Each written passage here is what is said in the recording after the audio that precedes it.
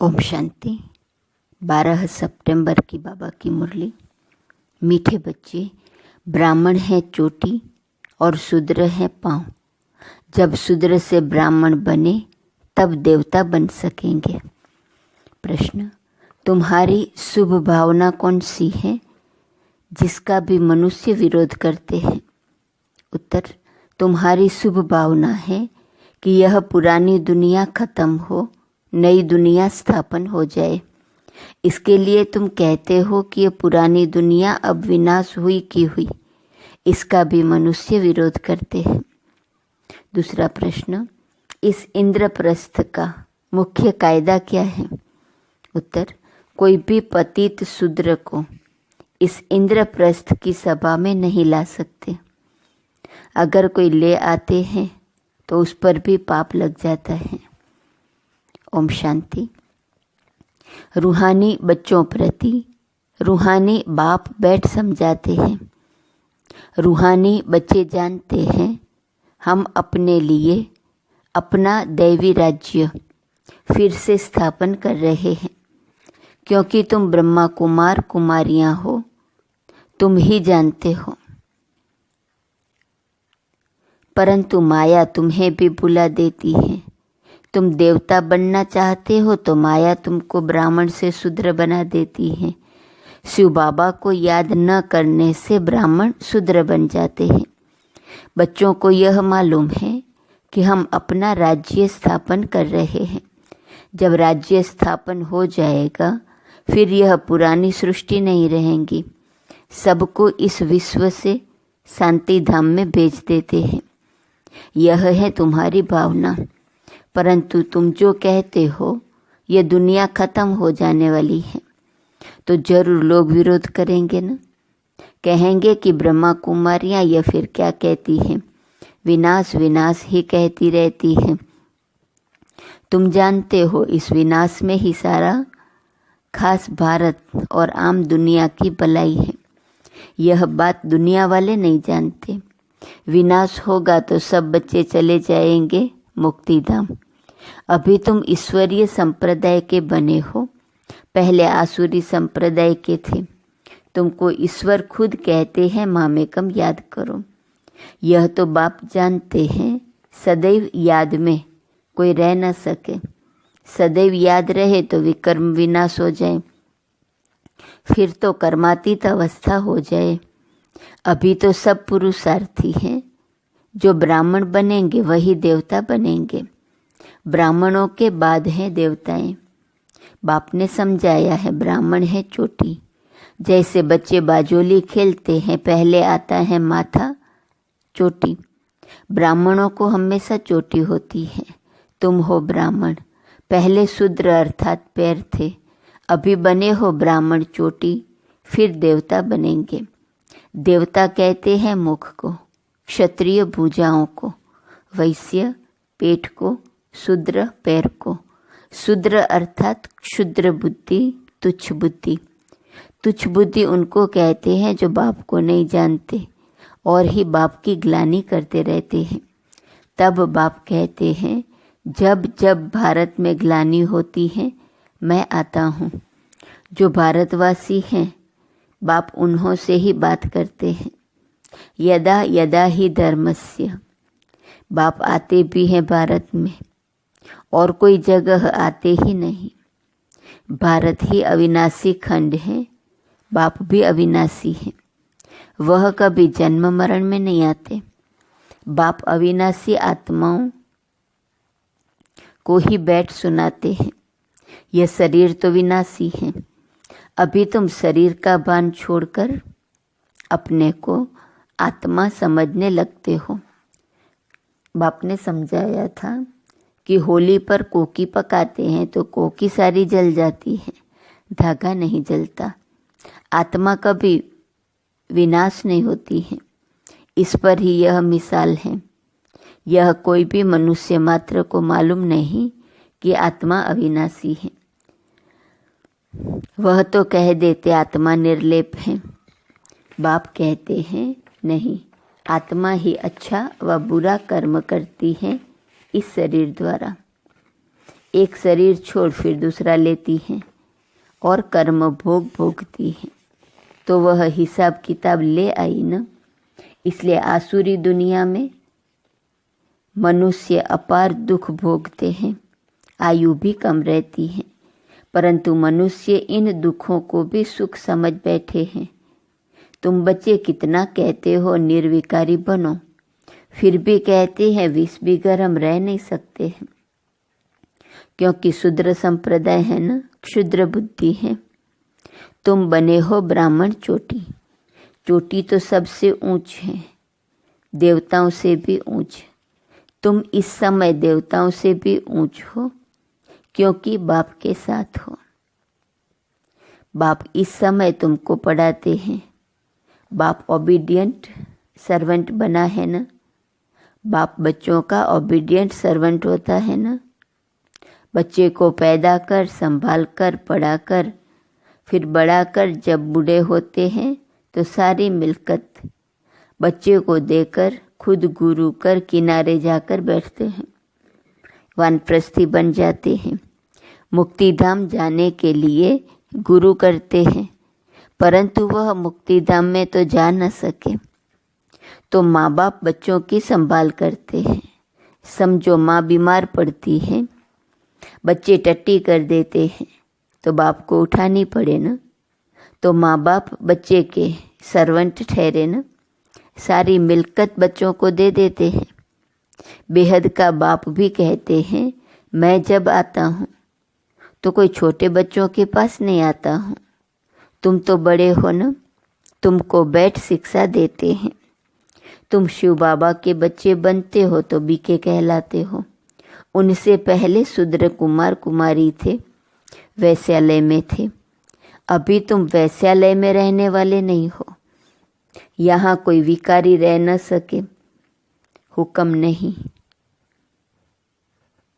तुम हो बीके, यह स्थान है ही बीके के रहने के लिए।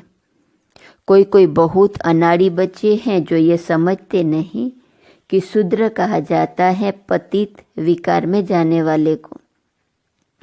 उन्हों को यहाँ रहने का हुक्म नहीं, आ नहीं सकते। इंद्र सभा की बात है ना, इंद्र सभा तो यह है जहाँ ज्ञान वर्षा होती है। कोई बीके ने अपवित्र को छिपा कर सभा में बिठाया तो दोनों को श्राप मिल गया कि पत्थर बन जाओ। सच्चा सच्चा यह इंद्रप्रस्थ है ना, यह कोई शूद्र कुमार कुमारियों का सत्संग नहीं है। पवित्र होते हैं देवताएं, पतित होते हैं शूद्र। पतितों को बाप आकर पावन देवता बनाते हैं। अभी तुम पतित से पावन बन रहे हो, तो यह हो गई इंद्र सभा। अगर बिगर पूछे कोई विकारी को ले आते हैं तो बहुत सजा मिल जाती है, पत्थर बुद्धि बन जाते हैं। यहाँ पारस बुद्धि बन रहे हो ना, तो उनको जो ले आते हैं उनको भी श्राप मिल जाता है। तुम विकारियों को छिपा कर क्यों ले आई? इंद्र से पूछा भी नहीं तो कितनी सजा मिलती है। यह है गुप्त बातें। अभी तुम देवता बन रहे हो, बड़े कड़े कायदे हैं। अवस्था ही गिर पड़ती है, एकदम पत्थर बुद्धि बन पड़ते हैं। है भी पत्थर बुद्धि, पारस बुद्धि बनने का पुरुषार्थ ही नहीं करते। ये गुप्त बातें हैं जो तुम बच्चे ही समझ सकते हो। यहाँ बीके रहते हैं, उन्हों को देवता अर्थात पत्थर बुद्धि से पारस बुद्धि बाप बना रहे हैं। बाप मीठे मीठे बच्चों को समझाते हैं कोई भी कायदा न तोड़े, नहीं तो उन्हें 5 भूत पकड़ लेंगे। काम, क्रोध, लोभ, मोह, अहंकार, यह 5 बड़े भूत हैं आधा कल्प के। तुम यहाँ भूतों को भगाने आए हो। आत्मा जो शुद्ध पवित्र थी वह अपवित्र, अशुद्ध, दुखी, रोगी बन गई है। इस दुनिया में अथाह दुख है। बाप आकर ज्ञान वर्षा करते हैं, तुम बच्चों द्वारा ही करते हैं। तुम्हारे लिए स्वर्ग रचते हैं। तुम ही योग बल से देवता बनते हो, बाप खुद नहीं बनते हैं। बाप तो है सर्वेंट। टीचर भी स्टूडेंट का सर्वेंट होता है, सेवा कर पढ़ाते हैं। टीचर कहते हैं हम तुम्हारा मोस्ट ओबीडियंट टीचर सर्वेंट हूँ। कोई को बैरिस्टर, इंजीनियर आदि बनाते हैं तो सर्वेंट हुआ ना।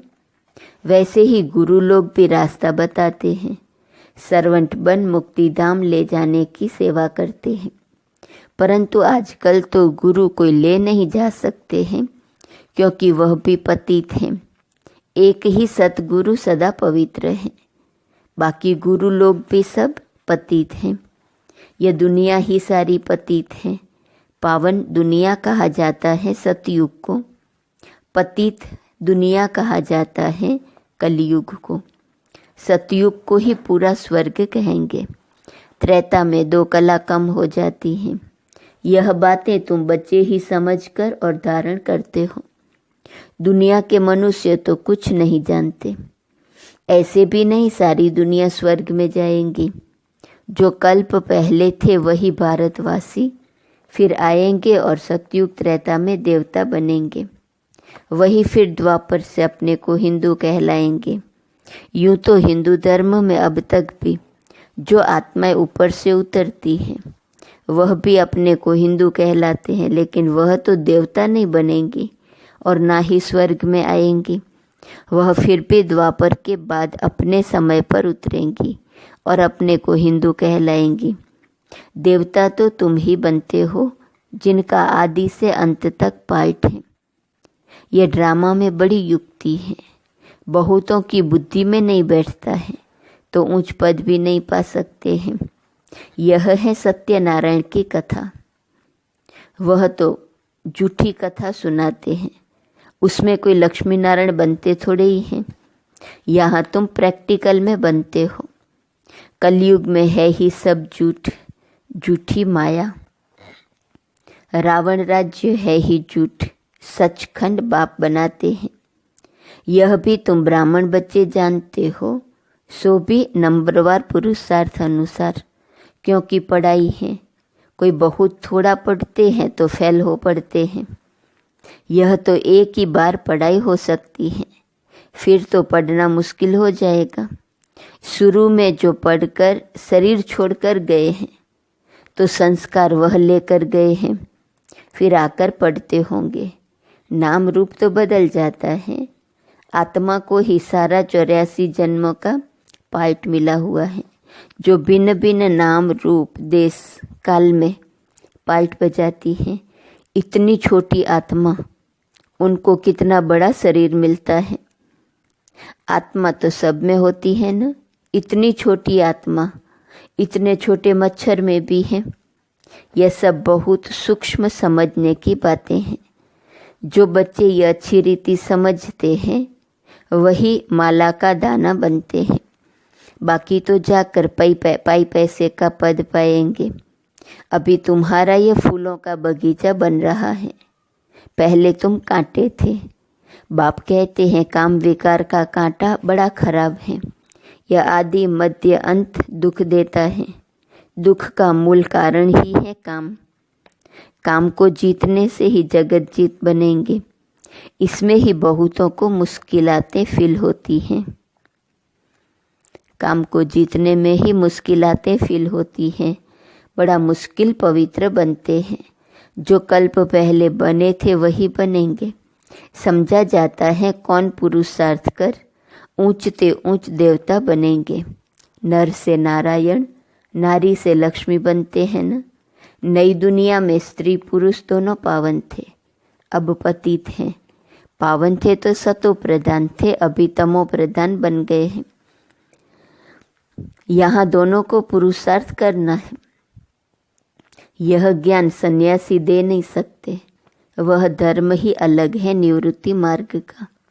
यहाँ भगवान तो स्त्री पुरुष दोनों को पढ़ाते हैं। दोनों को कहते हैं अब शूद्र से ब्राह्मण बनकर लक्ष्मी नारायण बनना है। सब तो नहीं बनेंगे। लक्ष्मी नारायण की भी डिनेस्टी होती है। उन्होंने राज्य कैसे लिया यह कोई नहीं जानते हैं। सतयुग में इनका राज्य था, यह भी समझते हैं, परंतु सतयुग को फिर लाखों वर्ष कह दिया है, तो यह अज्ञानता हुई न। बाप कहते हैं यह है ही कांटों का जंगल, वह है फूलों का बगीचा। यहाँ आने से पहले तुम असुर थे, अभी तुम असुर से देवता बन रहे हो। कौन बनाते हैं? बेहद का बाप। देवताओं का राज्य था तो दूसरा कोई था नहीं, यह भी तुम समझते हो। जो नहीं समझ सकते हैं उनको ही पतित कहा जाता है। यह है ब्रह्मा कुमार कुमारियों की सभा। अगर कोई शैतानी का काम करते हैं तो अपने को श्रापित कर देते हैं, पत्थर बुद्धि बन पड़ते हैं। सोने की बुद्धि, नर से नारायण बनने वाले तो है नहीं, प्रूफ मिल जाता है। थर्ड ग्रेड दास दासियां जाकर बनेंगे।